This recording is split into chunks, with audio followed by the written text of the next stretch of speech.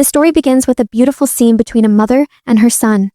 Anna is a single mother, and the adorable little boy you see is named Jane. It has been raining heavily since morning, but the rain feels strange. Watching the water, Jane insistently asks his mother if he can go swimming. His mother somehow manages to convince him otherwise and goes to prepare breakfast as usual. Suddenly, she notices water seeping onto the floor. Looking toward the window, she sees water entering from there as well. She is shocked because she lives on the 3rd floor. It is not normal for water to reach that high. Suddenly, an announcement blares over the building's PA system. The water has reached the 3rd floor. Everyone is instructed to move to the upper floors immediately. They are also informed that the electricity is out, meaning the elevators are out of service, and everyone must use the stairs. Without wasting a moment, Anna begins packing essentials. However, seeing the water everywhere, Jane continues to pester her about swimming. Already stressed by the situation, Anna loses her temper and scolds him. As she hurriedly packs clothes and supplies, her phone rings. A man on the other end asks, "Are you Anna, the manager of Darwin Company? Has water entered your floor?" When Anna confirms, the man warns, "Your entire floor will be submerged shortly. Get to the upper floors as fast as possible. I am already upstairs to rescue you. And please,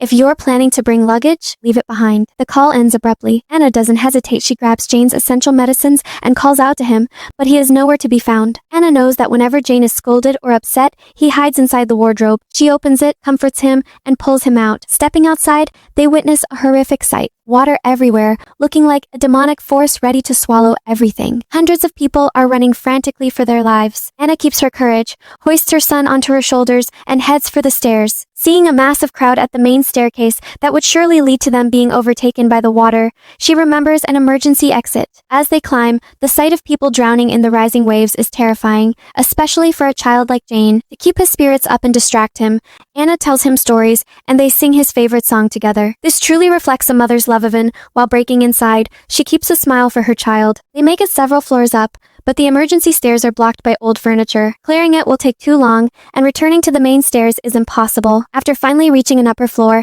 Anna hears someone calling her name from another level. When she turns to respond, she realizes Jane is gone. Panic-stricken amidst the chaos and the rising tide, she searches frantically and enters a flat. Looking out the window, she sees a mountain-like monstrous wave crashing into the building. The wave submerges several more floors, and Anna finds herself underwater. Even then, she doesn't stop searching. After a desperate struggle, she finds an unconscious Jane. She tries to escape the room, but the door is jammed. Just as she begins to lose consciousness from the lack of oxygen, a man pulls them both to safety. He revives Jane by pumping the water out of his chest. Terrified, Jane cries as soon as he sees his mother. The man records a video report for his office, stating he has successfully rescued Anna and her child. It turns out the man is Heizo, a member of the Darwin Company's security team. When Anna asks why the floodwater is so salty, Heizo reveals a terrifying truth.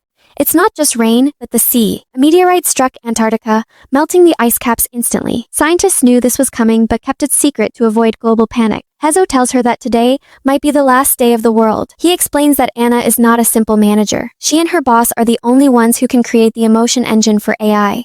Since her boss is presumed dead, she is humanity's last hope. The company has prepared synthetic human bodies in a laboratory, but only Anna can instill emotions into them to restart human civilization. A helicopter is waiting on the roof to take her to a space station. As they climb higher, Jane needs to use the restroom. Inside a flat, Anna uses Heizo's phone to call her mother. Her mother tells her not to worry about them and to save herself and Jane. The call ends with the sound of a massive wave, and Anna realizes she has lost her parents. Despite her grief, she stays strong for her son. Suddenly, they notice a gas leak in the flat. They flee, only to find the building surrounded by explosions and rising water. With the stairs blocked by fire, Heizo climbs the balconies. He asks Anna to hand Jane to him. A terrified Jane refuses to let go, but Anna eventually manages to pass him up. However, she loses her footing and falls into the deep water below. She survives, swims back into the building, and hears a child crying inside a stalled elevator. While trying to save the child, she sees two men looting the apartments. A sudden wave thwarts her rescue attempt, triggering a flashback to a past car accident where she saved Jane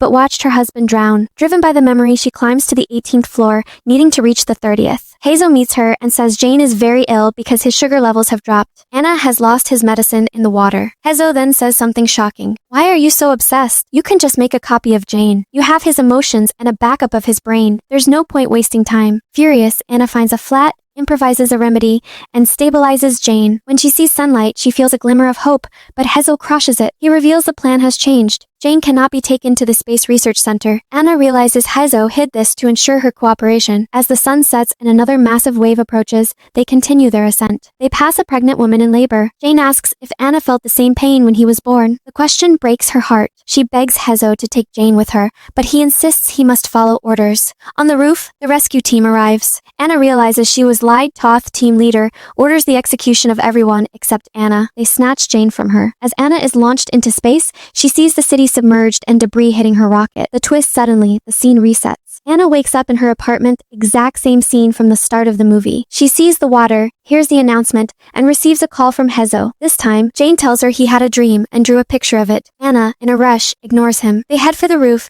but Anna starts noticing discrepancies. Jane asks a chilling question. Mom, why have I been 6 years old for so many days? Why don't I get older? Anna ignores the logic and runs, but a wave hits them. She loses Jane again. When she is rescued by Hezo, we notice a detail. The number on her t-shirt, which was 491 before, is now 787. Anna realizes she is in a loop. She sees the looters again, but this time she successfully saves the girl in the elevator. She meets the girl's grandparents and learns that people had seen Jane. As the story progresses, the number on her shirt keeps changing. 931, 47, 7993. Anna checks her phone and sees that Jane had sent her thousands of copies of the same drawing last thing he saw before losing consciousness in the first timeline. The revelation Anna finally realizes the truth. Jane's age never changes because he is a synthetic human. The Darwin Research Center has been running a simulation or a repeated biological experiment to perfect the emotion engine. The numbers on her shirt represent the number of times this loop or scenario has been run. Before being sedated by the Darwin team, Anna tells Hezo that he will be killed on the roof, revealing she remembers the previous cycles. This time, the number on her shirt is 13,417. Hezo, now doubting his mission, kills his own team to save her. Anna reveals the ultimate secret. The Darwin Project has been trying to create synthetic humans capable of true human reproduction. But the missing piece was the emotion engine that only she could finalize through the extreme trauma and love experienced during these repeated simulations.